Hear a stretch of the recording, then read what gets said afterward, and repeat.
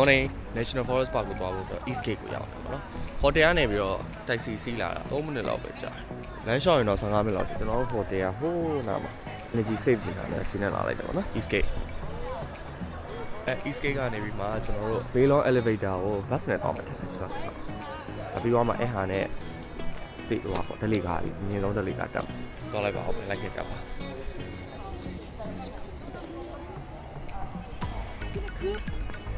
အေးလို့ဒါလေးသွားဖို့20 25ချက်ပေါ့20နဲ့60ဆိုတော့1000လောက်တော့ရှိ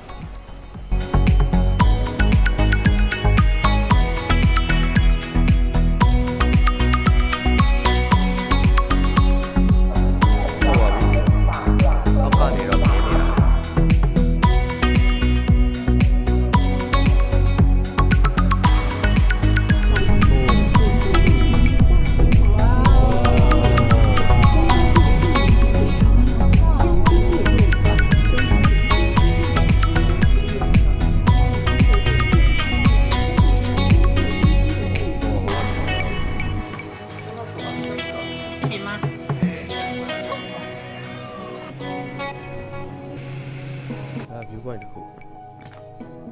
ဒီကောင် Peak Forest နဲ့ဟိုဒါပေမဲ့ကန်ဆိုးစွာပဲကျွန်တော်တို့ view ဟာဒီလိုဖြစ်နေတယ် we can see anything ဟောနေရတယ်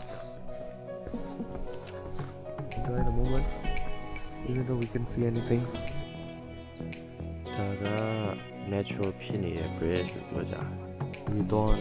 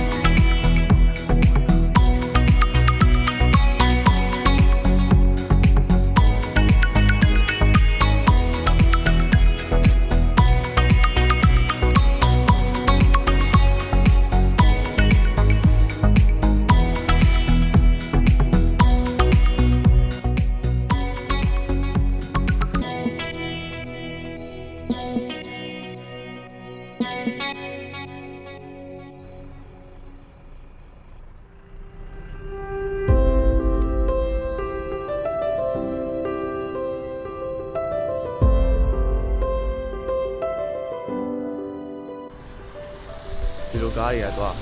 conversation direction လည်းမျိုးသွားနေတာပေါ့နော်အဲ stop တစ်ခုနဲ့တစ်ခုကိုကြိုက်တယ်လို့မျိုးသွားလို့ရခဏပဲစောင့်ရတယ်5မိနစ်လောက်ပဲစောင့်ရအရင် convenient ဖြစ်တယ်